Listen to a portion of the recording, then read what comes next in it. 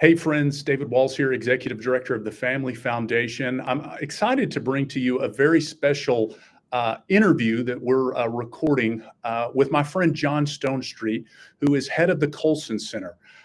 John is with us today because he's going to share about an exciting new documentary that the Colson Center and Focus on the Family are going to be releasing here in the very near future called Truth Rising. That I'm really excited about. And I think you as a listener and a supporter of the Family Foundation, along with our families and churches across Kentucky, are going to be really interested in watching and engaging and hopefully starting some important conversations about how we can stand for truth in this cultural moment that we're in right now. But I want to bring John in with us. John, I'm really excited, so thankful for your time today to share a little bit more about Truth Rising. Thanks for doing this. Oh, hey, listen, David, we're really excited, really grateful for you to give us a chance to talk about this. This has been a project that's been in the works for some time. It's a partnership between the Colson Center and Focus on the Family. And of course, you know, the Colson Center, we're named after Chuck Colson. Chuck was one of the great voices advocating for Christians to commit themselves to truth. You know, he was in the tradition of Francis Schaeffer, calling for the importance of truth and living out truth. And of course, Focus on the Family did the Truth Project several years ago. And that was a curriculum that really made it accessible and brought this idea of Christian worldview into people's homes and people's churches. So Jim Daly and I have been talking about this, saying, you know, we need to have something else. And the reason is because we needed to update how so many of the prophecies of the Chuck Colsons and the Francis Schaeffers have come true. I mean, what a crazy decade we just lived through. It seemed like up was down and down was up. It seemed like we were on the wrong side of it. We were told we were on the wrong side of history. You know, we had untethered ourselves from reality, something that Romans 1 talks a lot about, that if you reject God, eventually you lose the ability to know up from down and right from wrong. That's, by the way, also something that the great atheist Friedrich Nietzsche predicted about the 20th century in his parable of the madman, that we would just become kind of a culture with our feet planted firmly in midair. So here we are. And so Jim and I have been talking back and forth about the possibility of this project, but making it pretty different. And Truth Rising is the result. It releases September the 5th. We are very, very excited, and also had the privilege to work with another great man, somebody I consider to be the Gandalf of our day and age. That's the one and only Os Guinness in this Truth Rising project.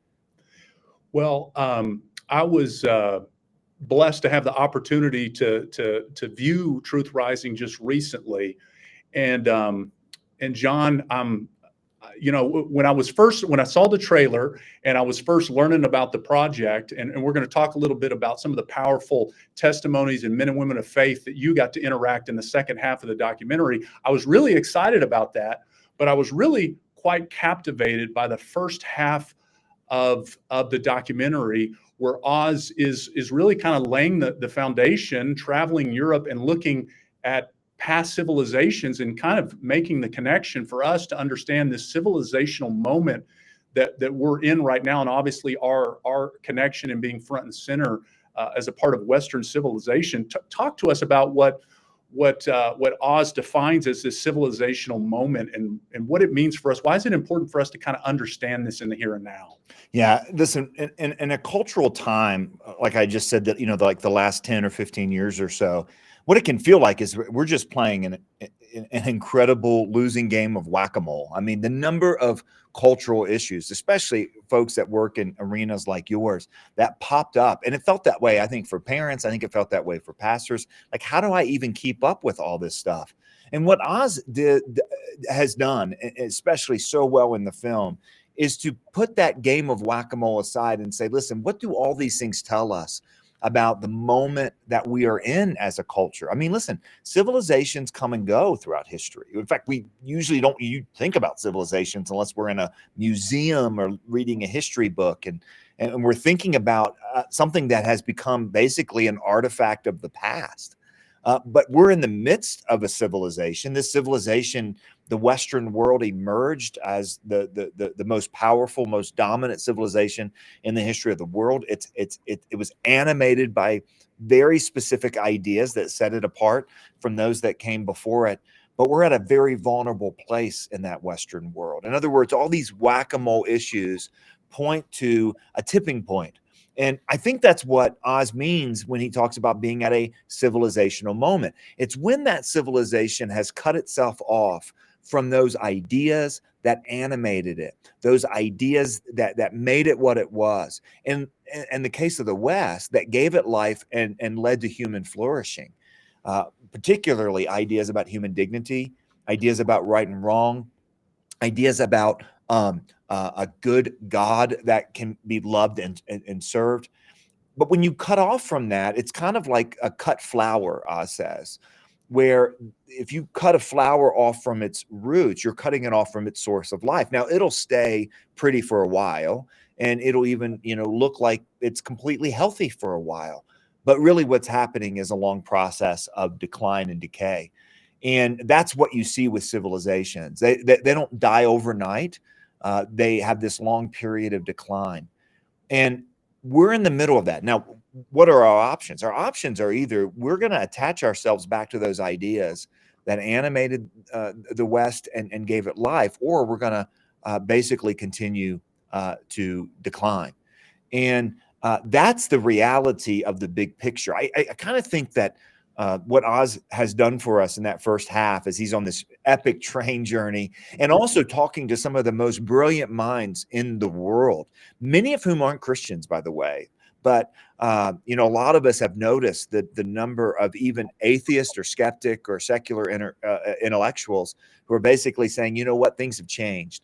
You know what, we probably shouldn't be too quick to unhitch ourselves from our roots.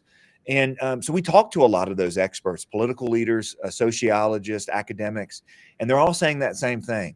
It's a critical time. It's a crucial time. And basically, it's like a big "you are here" moment, I think, in the film. And the reason that matters for Christians is because we know that if we're in a particular cultural moment, it's because God determined it for us. This is a profound thing that Oz talks about as well in the film. And of course, he does it so well because he's got that killer British accent. So he talks about knowing the hour, and I can't say it that well, like knowing the hour, but I sound more like Arnold Schwarzenegger. But this is an incredible insight from Holy Scripture that God is chronologically precise. Galatians 4, at just the right time, at just the right place, he sends Jesus.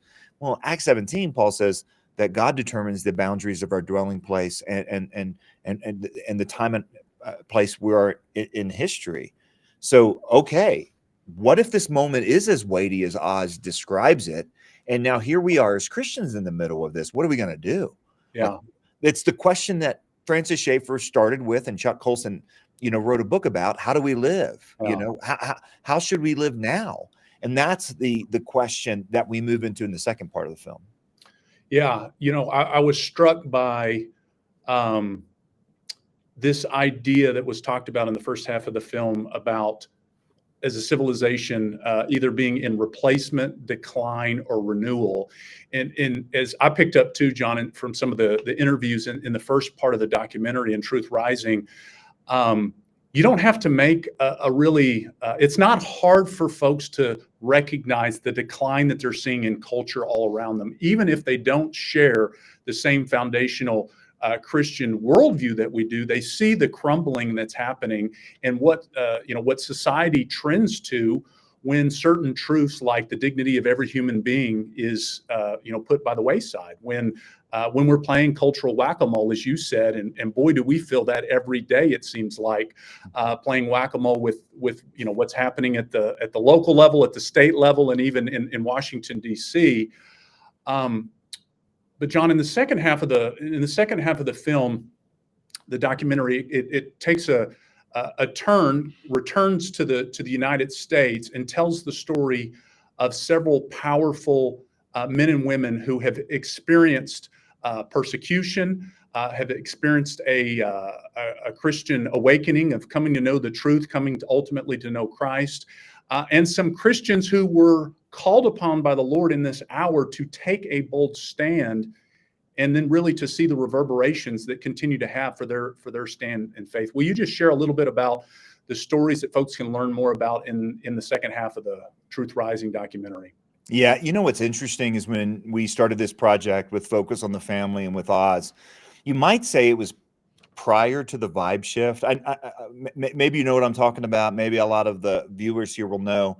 This is a word that's getting thrown around a lot. It's specifically referring to kind of how quickly woke went out of style and the pushback on the trans ideology and so on. And you might remember, just a couple of years ago, both of those things seemed unstoppable. They seemed like they were going to sweep over and take over almost every aspect of the world. And to me, they were more symptoms than causes. They were symptoms of how just disconnected we had become from those great ideas and fundamental truths about reality.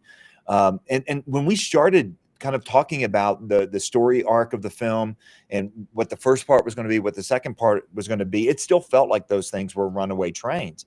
And then what happened is we had what a lot of people are calling a vibe shift, right? You had secularists who a generation ago had told us that, God is a delusion and religion poisons everything, turning around saying, well, maybe I'm a cultural Christian, like Richard Dawkins. And you had whistleblowers at Tavistock. You had some really unlikely allies like, J.K. Rowling and others basically really pushing back hard on the war against women. And then, of course, with the election, a lot of people have called it a vibe shift. Now, I think a vibe shift is probably the right word. I think it has to do with a lot of people getting buyer's remorse from how bizarre things really seem to get. Yeah.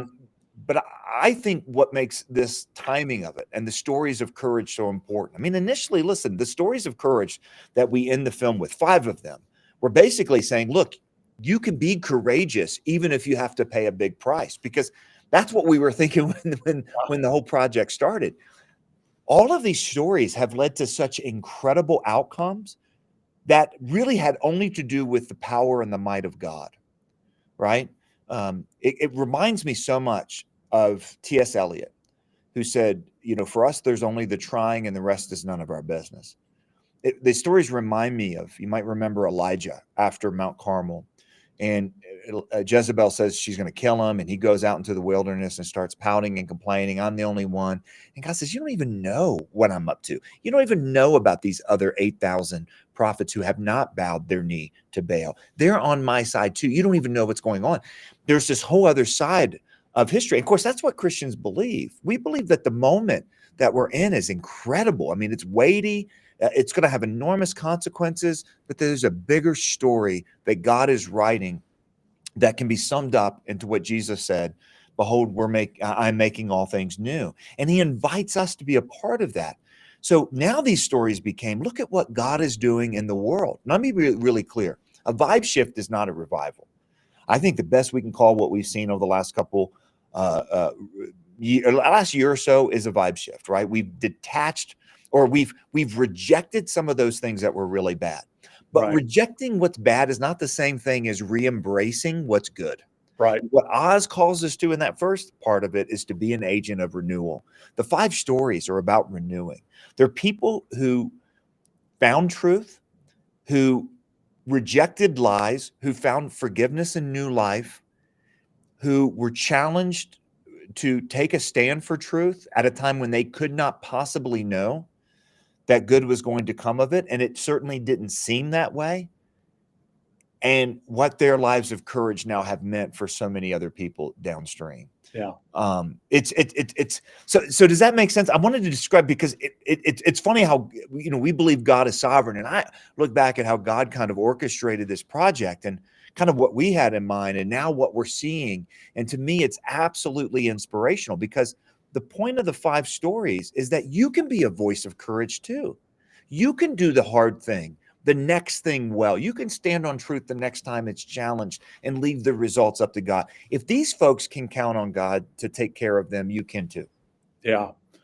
Well, one of the several of the stories, folks engaged with the Family Foundation, they may be familiar with, Jack Phillips, who Masterpiece Cake Shop won the monumental case at the United States Supreme Court.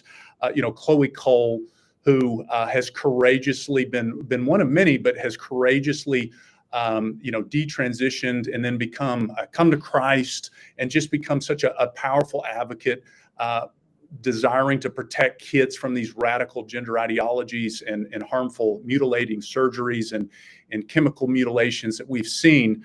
But I wonder if you might speak a little bit to the story of Katie Faust. I'm really excited. We have got her ministry that she started them before us. We have one of her team members that's coming to one of our upcoming events later in September.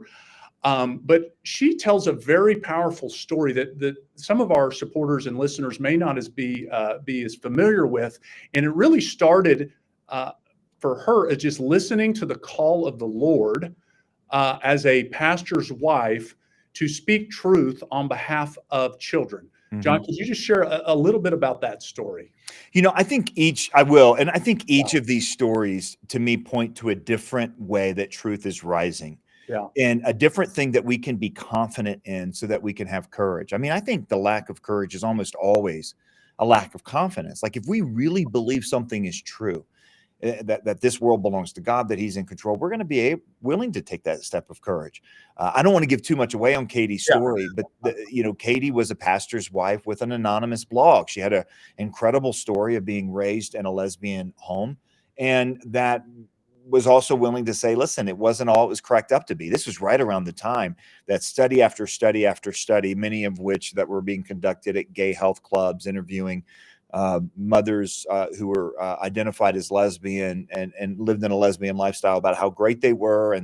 And basically the argument was being made on a cultural level that same-sex parents are just as good as heterosexual homes. And this was all being done with kind of loaded research and so on. So Katie starts this anonymous blog, but she gets outed, and she's facing this moment like, hey, listen, are you going to be intimidated and shut up? You remember the cancel culture stuff, right? That's another vibe shift, but it wasn't that long ago that a whole lot of people were being canceled in a whole lot of different ways. Yeah.